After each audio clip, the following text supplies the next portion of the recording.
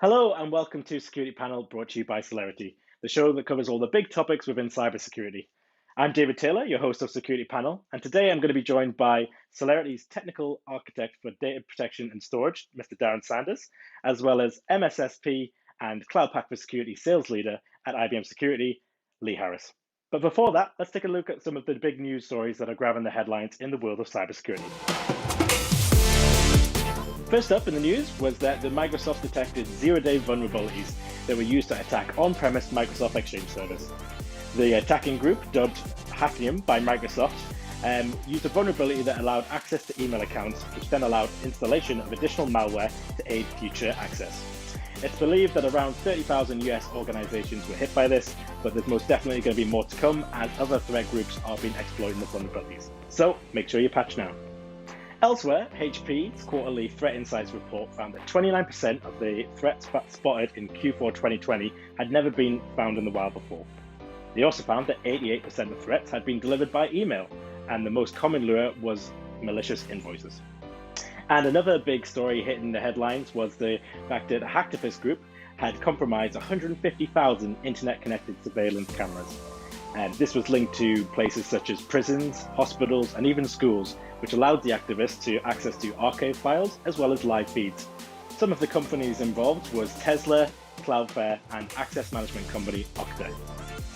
It's said that the reason behind the hack was to show security holes in surveillance platforms. Well, I believe they certainly did that.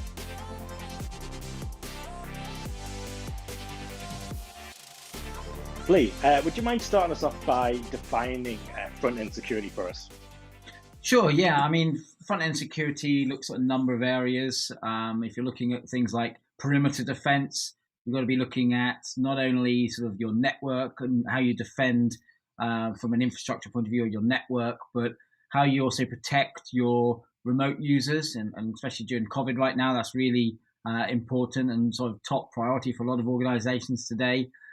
You've got to also be looking at cloud security as companies adopt this journey to cloud. Maybe they're using multiple cloud environments tied to their physical infrastructure. They need to be able to secure that as well. So from that point of view, sort of aligning, you're looking at front end security, you've got to be looking at risk prevention, detection, and investigation.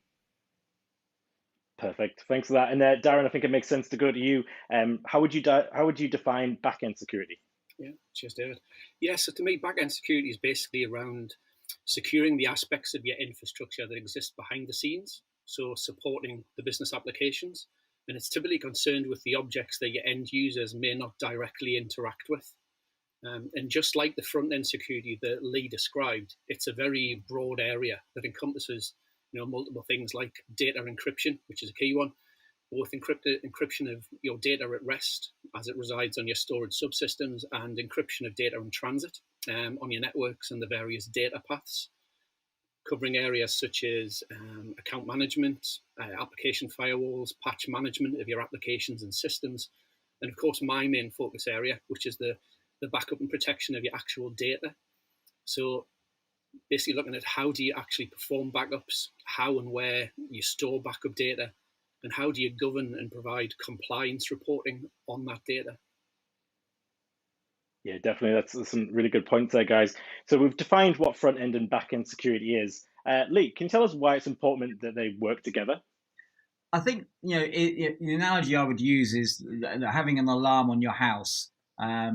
Monitoring all your windows and doors, but leaving the back gate open. If you're not tying the two ends of security together, you're leaving yourself open to attack. And being able to spot attacks and react to them as quickly as possible is only really possible if you're gathering information and context from both the front and back end of your security solutions. Yeah, totally agree with what Lee said. The end goal is end-to-end security. So in an ideal world, all your security components and modules should be working in harmony, sending alerts to a centralized system, i.e. your SIEM, and provide you with that single pane of glass view of your security landscape, and cut the operational workload on your SOC to allow them to focus on more important tasks. And I think from my point of view, where possible, security should be almost a methodology that incorporates all of the front end and back end tool sets under one banner. So it's not just a set of individual point solutions that are managed independently, creating unnecessary and costly operational overheads. We'll get back to the panel shortly, but before that, we caught up with Celerity's lead cybersecurity analyst, Josh Reed, to hear some of his top security tips. Front-end and back-end security harmony is key now more than ever. Here are 4 tips to help make sure that harmony succeeds and thrives. Tip 1. Understand your need for a SIEM. In any hybrid environment, you can have multiple operating systems, infrastructure systems, and key customer-facing systems. Ensure that logs from these systems are collected and appropriately monitored for any anomalies. Understand where your weaknesses lie and complement this with enhanced monitoring of network traffic, endpoint logs, or our application logs. Monitor your workforce using key radar user behavior analytics. What are they doing? Is this normal for them? What are they accessing? How does this compare to those actions taken by peers? Tip 2. Communicate the need for security throughout your organization. Policy, repetition, and encouragement, the 3 key pillars to a healthy employee security environment. Enable your employees by helping them understand the threats and the impact on business in the event of a cyber attack. Put it into context. This in turn will see a greater level of security with people connecting to VPN, taking desirable actions, and understanding threats to a higher degree. This can be done through regular communications, educations, or threat simulations. Tip 3. Understand your environment. What is it that sits within your estate? Where is it? What does it do? And how critical is it to your business? All questions which should be asked. Incorporate this into all aspects of business, whether that's backup, patching, monitoring, or system changes. What security frameworks or hardening exercises can be followed based on its criticality to your business? Tip 4. Patch your systems and employees. The easiest way for a cyber attacker to find a way in is using a vulnerability, whether that's on your server, laptop, or your employees. Have a defined patching process with clear patch windows for critical systems, SLAs based on vulnerability severities, and a vulnerability scanning software or service which provides the SOC and technical teams with a clear hit list of vulnerabilities which need to be fixed and within what time frame. I've been Josh, and thanks for watching.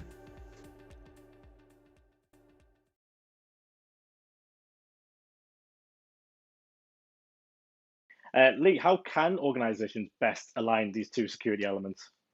I think, first of all, they've got to be very cognizant that security can't get in the way of business, right? So, allowing users to have access to the right data at the right time is extremely important. So you don't want to put any barriers into that, but also, looking at how certain capabilities that you can bring into your organization can maybe make you either respond faster or become more predictive around where you're weak. For example, we've adopted the MITRE ATT&CK framework in the threat management portfolio to help customers understand the tactics and techniques that are used by attackers as the threats come in, and be able to then assess their security posture to see where they're weak and where they need to bolster, those security elements that they've got.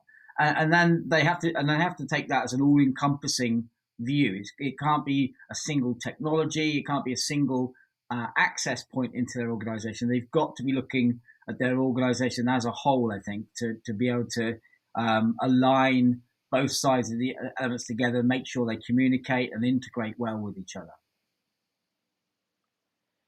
Definitely. And Darren, do you agree with that?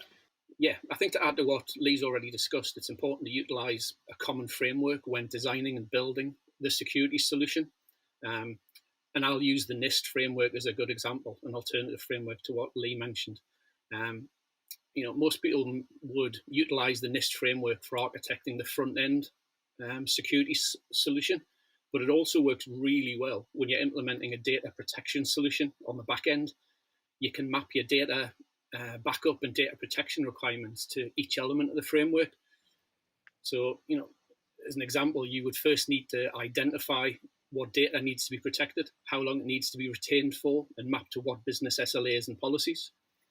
You need to then protect that data and determine how and where the backup copies are stored.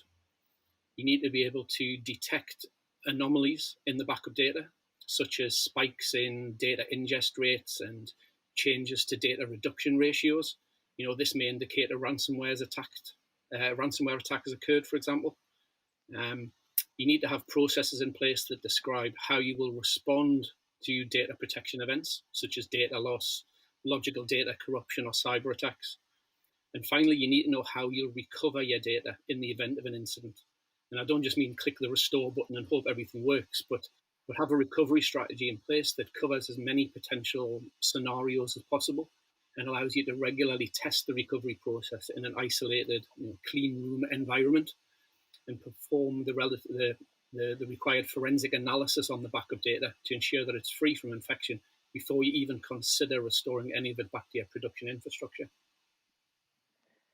I think that's a great point you mentioned there about using the NIST framework for the back end as well as the front end, which I'm not sure if many people have thought about that or have got that into practice.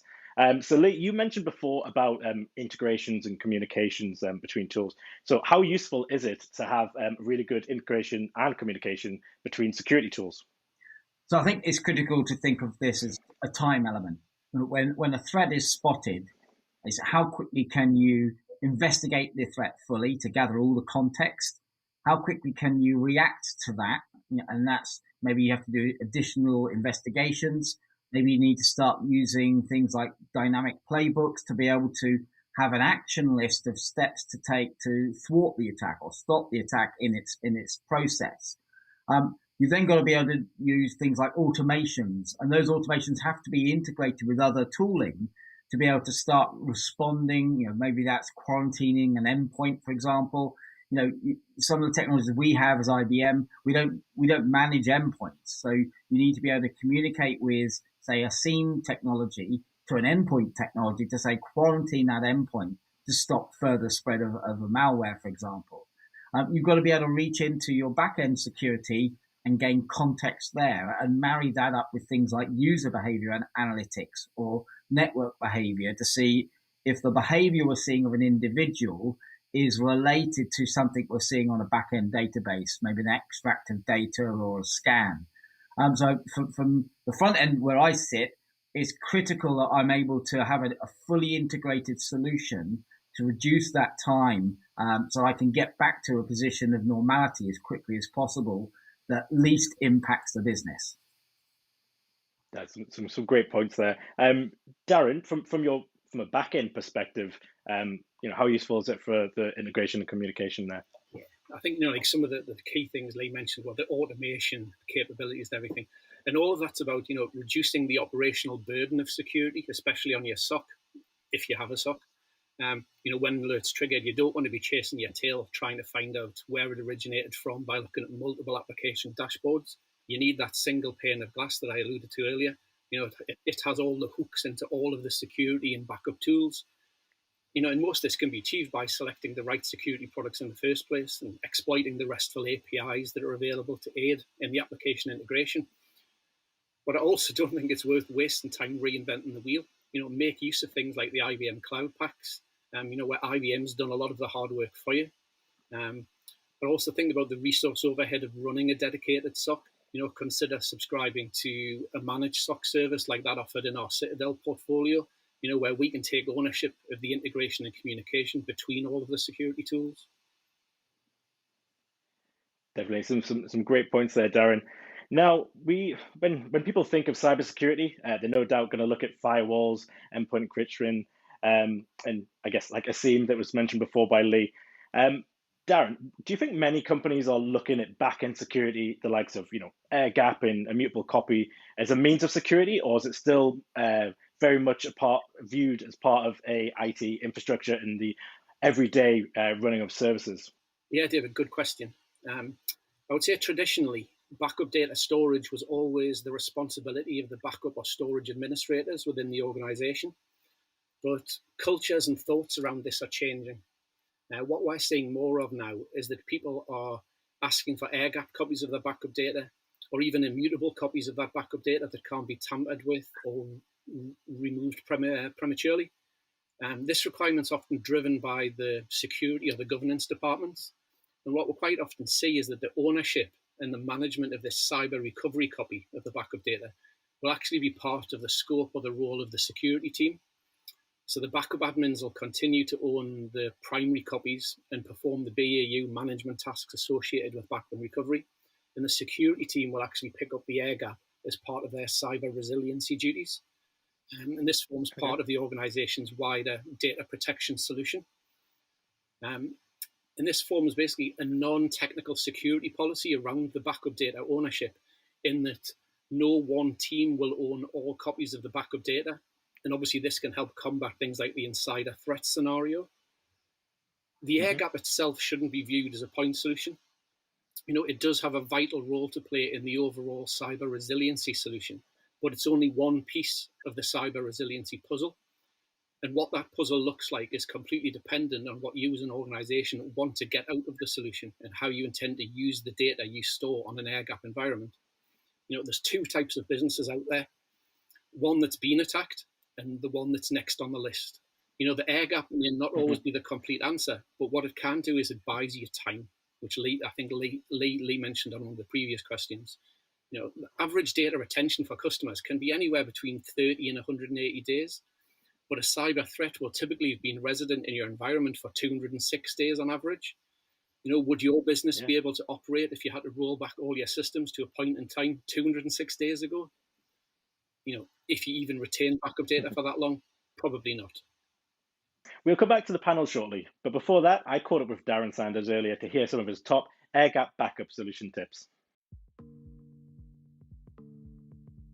I'm just going to talk to you for a couple of minutes about some useful tips about when planning for air gap storage solutions. I think one of the key things you need to do is to always document your requirements. You know, why do you want an air gap? What are you trying to achieve from this? And how do you wish to use the data stored in the air gap? You need to ensure that your air gap storage is sized correctly for the data capacity that you wish to protect, and also for the retention periods of the data. You need to look and see if there's a requirement to store immutable copies of your backup data and assess the security implications of that. If you are going to store immutable data, you need to decide whether you want to store an immutable copy of all of your data, or maybe just your tier 1 business critical applications. If you want the latter, then you need to do a performance data classification exercise to identify the data that needs protecting. You also need to look and decide who will have operational responsibility for the air gap storage solution. Typically, this isn't always your backup administrators, and it may be your security team who will take ownership of this. The technical design of this is also key. Looking at the secure network design and access controls will dictate the success of the solution. And these are all aspects that Celerity can help you with to ensure that you're delivering a secure, cyber resilient data protection solution to your customers and end users.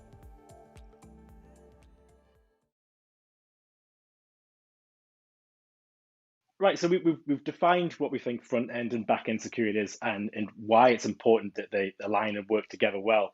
Lee, have you got any advice for organizations who don't feel fully confident with their current cybersecurity posture? Sure, yeah. I mean, you know, if they're doing it themselves, then they need to start thinking about how quickly are they spotting these threats. And once they're spotted, and as Darren said, you know, these attackers can be sitting in your environment for over 200 days. And that's probably 199 days longer than you want them to be. So how quickly can you spot these attacks coming? How quickly can you react once an attack has happened? And are your SOC, if you've got one, being swamped by alerts? So they're becoming ineffective in that sense. If you're not able to do this, is this something you want to invest in? Or maybe you should be looking at working with a managed service provider that already has this integrated tooling, these abilities within their SOC team to analyze events at a much larger scale. And you know, I've got a lot of organizations that are coming to us now saying we don't want to build a SOC today. We're not a security organization. So certainly the MSSP route, working with organizations like Celerity, is becoming much more commonplace as organizations decide that they're not in the security game. and they'd rather work with a professional organization that can provide a fully managed service. And in between that, maybe doing a security assessment using a third party to come in and look at what they've deployed, how effectual it is, and making some sort of gap analysis for them could also help them make that decision. That's some great points there, especially with the the skills gaps that we're seeing. I believe in the cybersecurity sector, there's currently 2 million empty jobs, and it's set to rise to 3.5 million in the years to come. Darren, have you got any advice for anyone watching? Yeah, I suppose if you're in the scenario where you don't feel fully covered by your current cybersecurity offering, the first thing you have to do is just switch everything off, send all your users home. Safest thing you can do. Saying that all your users are probably at home anyway, which is the main risk. But seriously, I would say you need to act fast. You've got vulnerabilities. If you have vulnerabilities out there, then you can guarantee there's someone out there that's capable of exploiting them. Getting someone in, or getting the experts in to perform a security audit is key. Identify where the holes and the gaps are in your security solutions. Ensure that you implement the right security products for the environment that you operate in to make sure that you are compliant with all your required regulatory compliance standards that you're governed by. And don't underestimate the importance of education.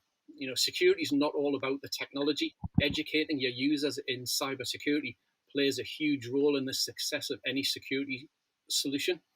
And don't be afraid to ask for help. That's what we're here for at the end of the day. Brilliant. Some great advice from you both there. Well, that's all we've got time for today, unfortunately, but I'd like to thank you both, Lee and Darren, for coming on. Thank you. It's been great to hear your thoughts. And that's all we've got time for on this episode. Join us next time for more security panels. And as always, talk to Celerity for your cybersecurity needs. Stay safe and stay secure.